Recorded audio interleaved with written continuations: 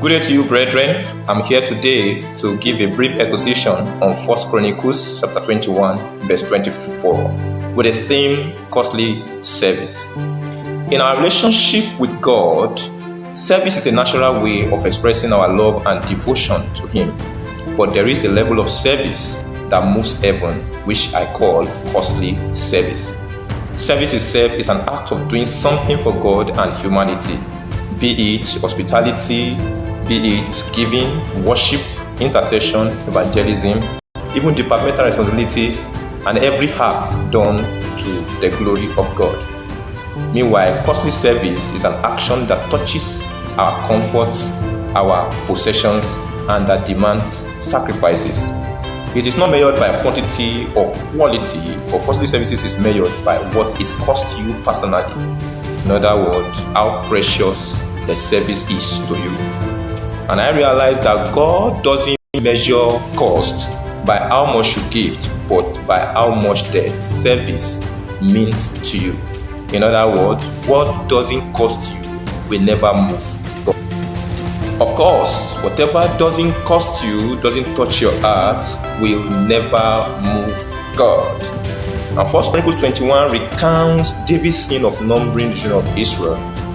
And this census was instigated by the devil, especially when you check the verse 1.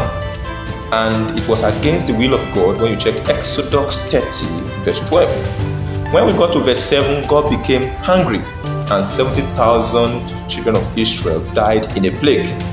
In verse 8, David repented, and God sent Gad the prophet to give him 3 options of punishment. When you check verse 10 to 12.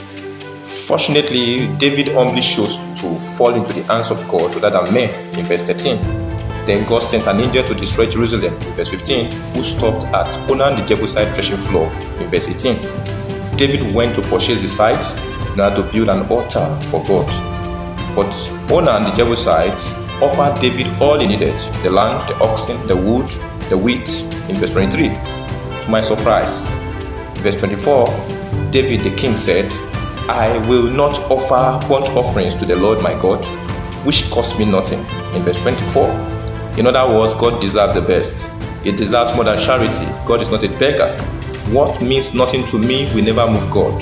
What doesn't cost me will never touch the heart of God. He deserves my very best. Of a truth, God is always moved by actions and sacrifices that cost us something. Thus, we realize God was moved to action, answered by fire, healed the land. God wants you and I to switch from comfortable services to costly services today in all we do to Him.